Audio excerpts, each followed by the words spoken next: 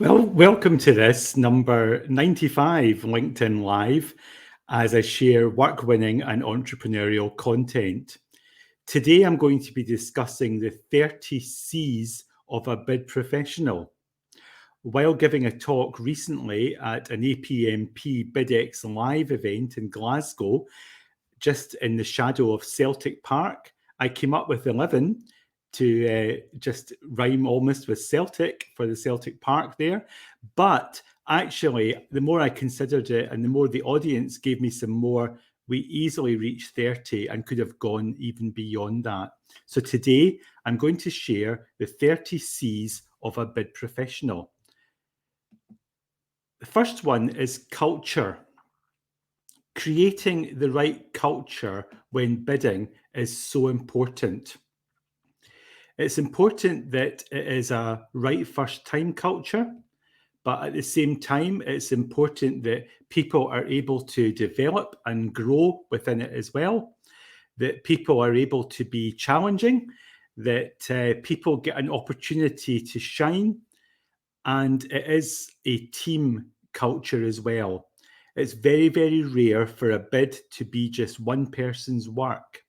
So, having the right culture around those involved within the bid is vital. And also celebrating things as well, celebrating getting the bid in, celebrating the success, which hopefully your bid will be successful, but just celebrating doing well. So, culture and celebration is my first one. The second one is capture. Successful bidding is all about capturing that contract, getting that result, having a strategy for capture that has to begin before the bid opportunity lands on the bid team's desk. What's going on around the business development or the sales or the relationship function within the business around the capture, because all of this is so important. And then when we get into solutioning to bid kickoff to working on the bid, being really clear around what that capture strategy is for this particular opportunity. The third C I'd like to discuss is client. The best and most successful bids are client focused. So, actually, the client's name, the client's needs, what the client is looking to see from this contract, that comes through much more strongly than just using your own company name or talking about yourself. So, it's really important that your bid, both the written content and all the discussions around that, are really focused on the client. The fourth C is customer. And I'm going to just make a little difference. You might think, well, the client is the customer. And of course, that is the case. But quite often in bidding, you're bidding to a client who also has customers. So, thinking about public sector bids, then you're bidding to deliver something on behalf of the public sector, goods, services, or works. And the public sector, of course, has lots of customers. They might be called different things. They might be called residents. They might be called service users. They could be called anything, but they are the end customer, the end user of this product or service. And their needs also have to be very much taken into account. The fifth C is content. The content of your written responses clearly has to be high quality.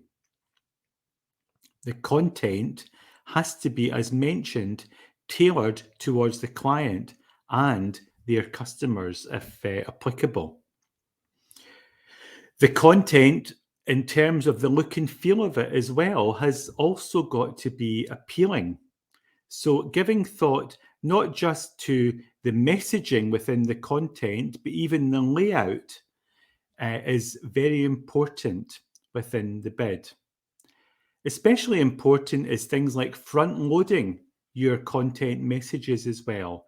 So as the readers, the evaluators, they are actually drawn, first of all, their attention is drawn to your win themes, which you would have all discussed these, of course, as part of the capture involved here. Numbers 6, 7, and 8 are related C's, but they're all about the people you're going to be working with as you put the bid together. So colleagues, collaboration, and cooperation. So working with your colleagues, the bid professional needs to be a diplomat. They need to be empathetic in that they can actually show an understanding of what people have got in their in trays, subject matter experts, etc. People who are very busy with day jobs. So you've got to be a good colleague to them. You've got to throw them a ball that they can catch. So you wouldn't necessarily give a subject matter expert all of the bid documents to read if you are just actually looking for their input on one question. But you would want to give them some kind of overall summary of what the bid is and what the win themes are as well. So perhaps you have a one-pager or something like that. You're throwing them a ball that they can catch, that they can give consideration to, so as they actually understand the context of the bid that they're being asked to assist with.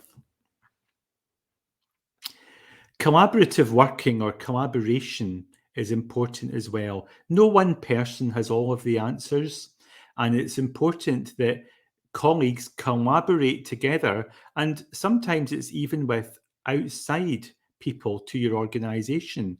Maybe you've got some sub-consultants or sub-contractors, some specialists that are going to be part of your pitch here. Well, if that's the case, it would be good to draw them into the tent to the level that would be appropriate for this bid and get their inputs as well.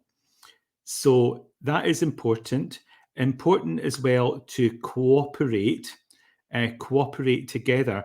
And in doing that, it can mean being sometimes prepared to work late. We hope that doesn't happen too often on bids, but where it's needed, you're available to do that. So you cooperate together.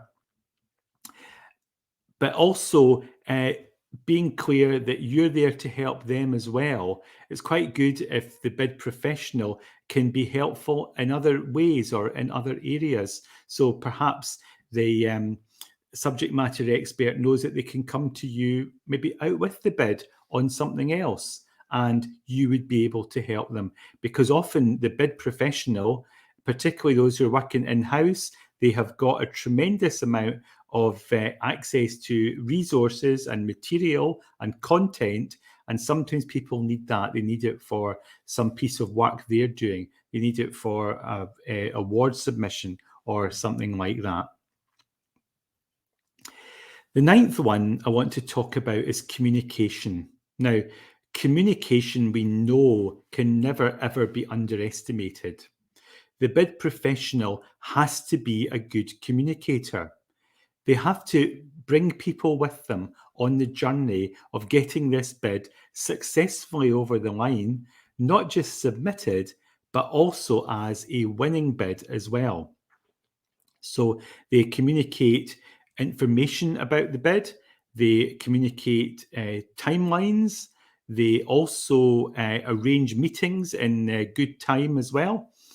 And importantly, also, they flag where there may perhaps be issues.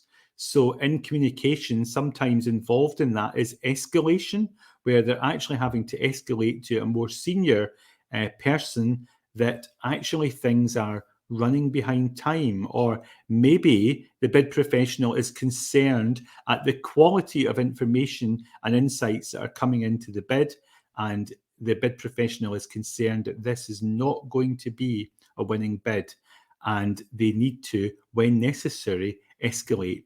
Ideally, not behind someone's back. You just say to the person, look, I'm sorry, I think the information we've got here is just not quite strong enough. Can you think of a way of getting it stronger? And if they can't, say, well, why don't we together go to so-and-so within the organisation and seek additional help? Or maybe the person is saying to you, look, I don't have time to work on the bid. So there again, you might say, well, let's arrange a quick call with so-and-so and let them know that, so as additional resource can be given, or something that you think is a priority you can be freed up from, so as you can work together on this bid. The communication should continue on afterwards in terms of any lessons learned, and the organisation in an appropriate way, perhaps through the bid professional, would communicate the result to appropriate people as well. But again, that would need to be, by agreement within the organisation, who communicates the messages around wins and losses and how that is done and when it's done. Number 10C is competition. So the bid professional really has to be aware of who else is going to be bidding this opportunity, or who might likely bid the opportunity. Who are the competitors? Who is the incumbent contractor, for example? Is there an incumbent contractor there? What is the relationship like? What is their performance like? What else is going on in the market? Who are the market leaders? Who are the new sort of challengers, the disruptive organizations that are coming along? What is the competition? What is the price point for this opportunity? Now, the bid professional would like to have all of that information. Now, they will be able to get some of it, perhaps through desktop research, but also within the organisation, whether it's through the senior sponsor or more likely through business development, sales, relationship, account management people, that information needs to come to the bid team for consideration. Number 11 is commercials.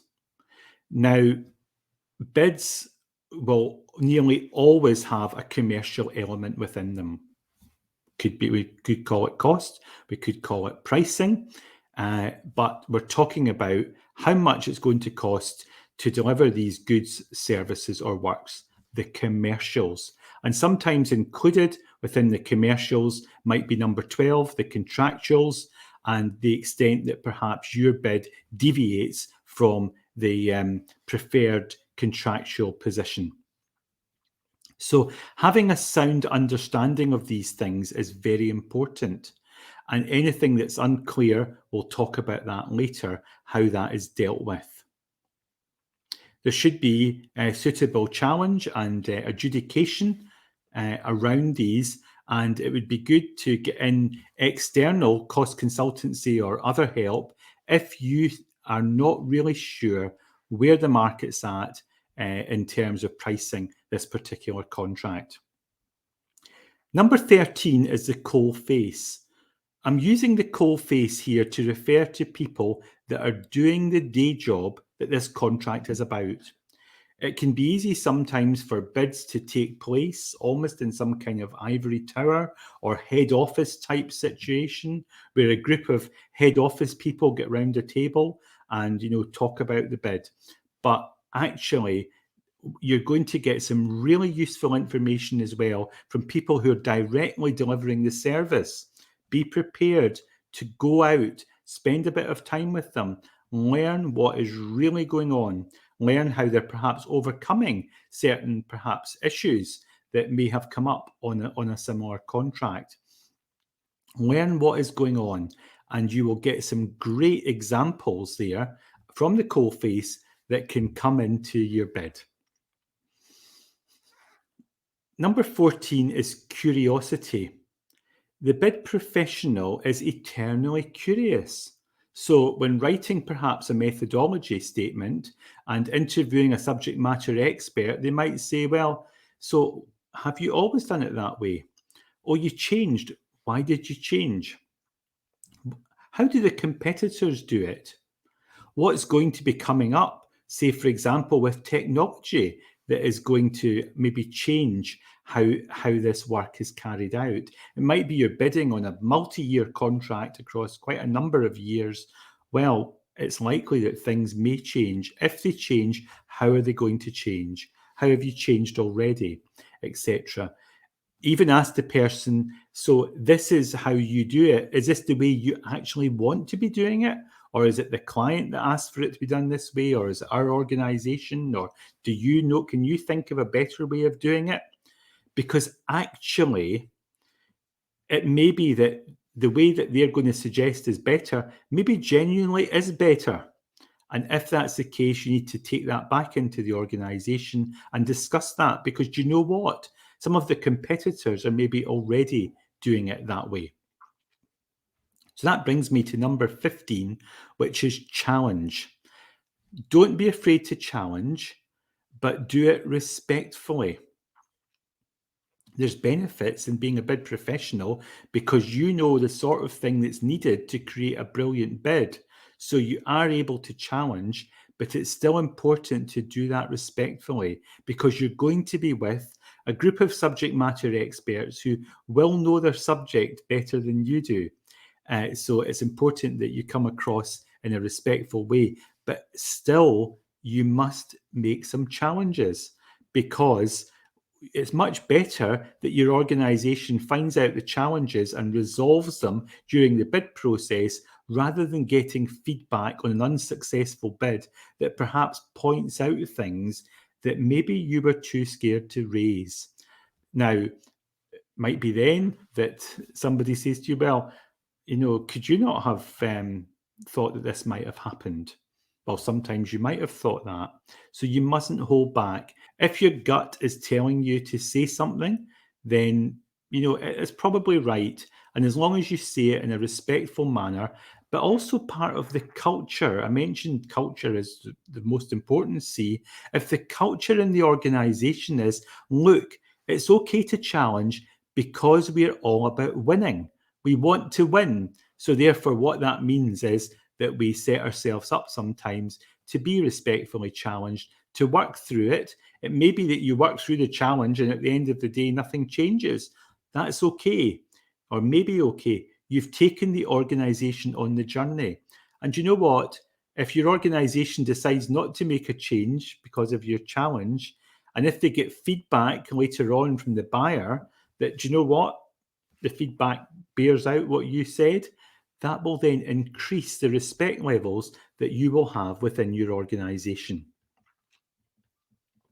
Number 16 is clarifications. I think clarifications are vital within a bid. You want to be clear that everybody, the bidders, are bidding on a level playing field, that people are all pricing the same thing. So, for example, it might be talking about social value. The bid might be asking for social value commitments to be made. Well, you want to know, how are these going to be measured? How are they going to be reported on? How is this going to be monitored? What are the penalties going to be if these are not delivered within the stated timescales, etc.? Because you've got a situation where people can get quite a lot of marks through a bid process, and it can often make the difference between winning and losing. But if these social value commitments are not actually delivered, then really whoever won the contract based on these almost won it unfairly, but actually they've won it as well because the client ended up being weak. These social value commitments are important for clients because they're talking about benefits for their local areas and local people. That's just one example of something you might want to challenge. Ask a clarification question on. It might be that you're, doing a facilities management type bid, and it's talking about call-outs and emergency call-outs and routine call-outs and various trades. Well, you'd want to know, what's the history been across the last few years? How often do these things happen? When do they happen? What are the volumes? What are the trades, etc.? Also, thinking about the pricing can often open itself up to quite a lot of clarifications. Is everything included that should be there? What's missing? you want to ask about that. So you want to be, and if you can think of a way that this could be done cheaper, but somebody could be undercutting in some way by missing something out, by hoping it wouldn't get noticed, or by looking to charge extra later on, then again, you want to ask the clarification questions so as the buyer gives utmost clarity, and that helps to create a level playing field for all bidders. Number 17 is contingency. Now, the savvy bid professional knows that, unfortunately, not every subject matter expert who says that they will give you information by a certain date actually delivers it. Often things come up in their diary. It means that sometimes the bid gets deprioritized, the work on the bid, or they are able to deliver it on time, but what comes is actually not of the quality that you need. You can feel quite disappointed sometimes when you see the quality that comes through. Now, that may be because perhaps the information's not been requested in the best way from them. Perhaps it's that some people are not best at actually writing down certain answers. Maybe things would work better if you interviewed them. So that's something to think about. But when I'm talking about contingencies, I'm talking about plan B, plan C, etc. So if you're, managing a bid, what happens if you go off sick, etc. What happens if a lot of work suddenly comes into the business or into the team? So what are the contingency arrangements? That's so important. Number 18 is consistency. So the bid should be consistent throughout. So say, for example, it's a bid to a social housing organisation. Well, are they talking about the people that use the services, the people that live in their homes? Do they refer to them as tenants? Do they refer to them as residents? Do they refer to them as customers? What is their language? What's their terminology? Well, you want to use that. And what terminology are you using for your own people? So if it's a maintenance type service, are you talking about your people being engineers? Are you talking about them being technicians? Are you talking about them being, our employees, our staff, our team, our colleagues? What are you talking about them as? So again, it would be good to have a style guide and a naming guide so you've got a bit of terminology for this bid and that anybody involved in the bid understands what the agreed terminology is. Number 19 is congruence. So the bid should all flow together. It should read as if it's been written by a single person, even if it hasn't been. And things that are spoken about should not contradict something that is elsewhere within the bid. There should be a congruence as well with your win themes, with your capture strategy. So for example, if you're presenting yourself as very streamlined, very efficient, providing a value for money service, then when they get to the commercials, yours shouldn't be the most expensive bid because you have said that you are a value for money service provider. So make sure that the messaging is congruent within the bid. Number 20 is complexity. Some bids can be highly complex. They can be talking about highly complex matters. And when it gets to the evaluation stage, it can be that, there's sort of industry jargon or you've got company jargon in there. Well, you need to make sure that that is defined. So as far as complexity, some of the people who are evaluating the bid, they may not be subject matter experts in this particular, for this particular contract, but they're there for other reasons. Maybe they are health and safety experts. Maybe they're finance or legal experts. Maybe they're strategy or procurement experts. So your bid should not be overly complex. It should be something that is easy to read and enjoyable to read as well. So that brings me to number 21, clarity. Your bid should be clear. It should be clear what you're offering. It should be clear what commitments you're making. So these things should be very clear within your bid. Somebody who was reading the bid, if they only read, the first paragraph of each of, perhaps it could be 10 or more responses, but they just read the first paragraph of each, well, they would have a pretty good picture of your organization, but more importantly, what you would do for them and what you were prepared to actually stand behind as a commitment or a guarantee. Number 22 is creative. And I'm talking about creative thinking, thinking outside the box, but also creative when it comes to your use of the actual bid in terms of design. Is design possible for this bid? If so, it'd be good to allow enough time to have the bid produced professionally, or at least, by someone with some design skills.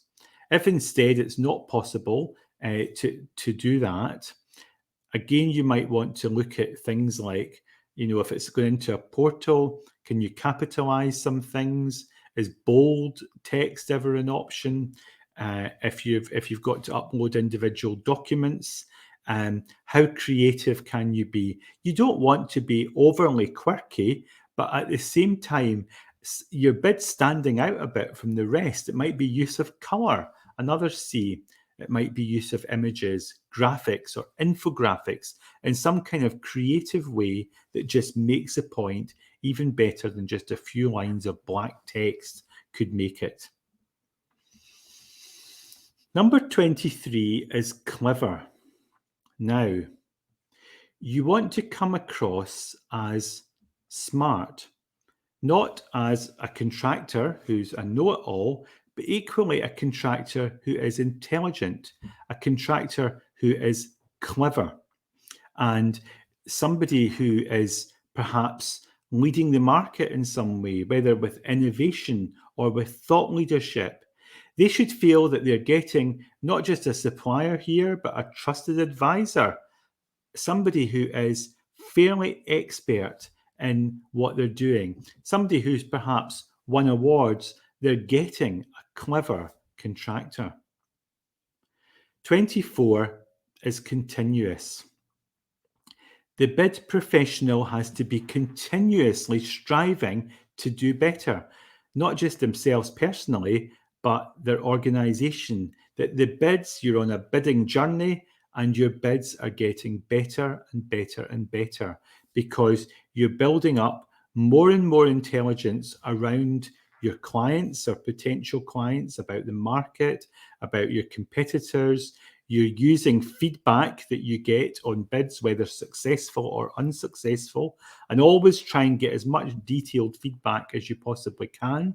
You're doing internal lessons learned exercises as well. You might even perhaps be using bid specialists such as AM Bid to review what you've done and to give you suggestions where that could be improved. So you are a continuously improving bidding professional who's part of a continuously improving bid team and part of a continuously improving bid organization as a whole, that your company is continuously improving. So it's like a virtuous cycle of continuous improvement. That then presents the antidote to the next C I'm going to talk about, is complacency. So complacency may come from being the incumbent contractor, or perhaps the organization thinking that it's a market leader, not only in quality and also in price, but perhaps also that there's some kind of relationship with people within the buyer organization, that the people there like you, they like what you do, they've liked the pitches you've made to them, therefore it's almost a done deal.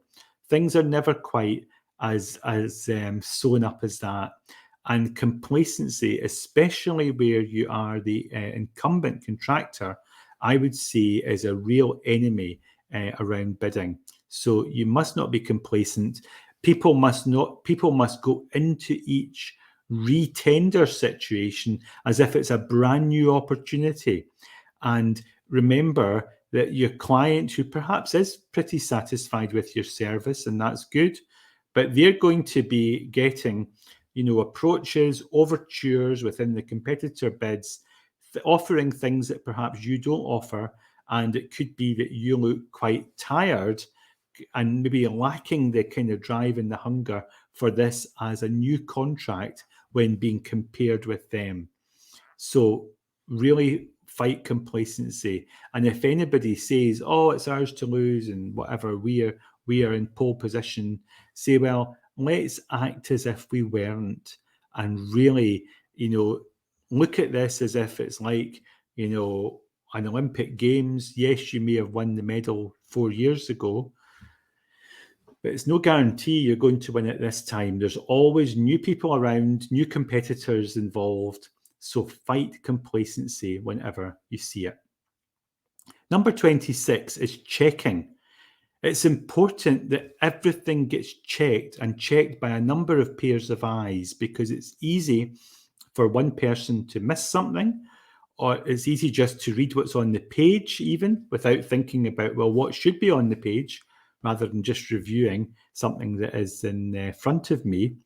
The checking and double checking, and that begins even at an early stage, checking the requirements, going on to the portal perhaps, checking how it works, checking the commercial pricing schedules, do they work properly? Because you want to check all of these things in plenty of time so as you can raise clarifications if needed.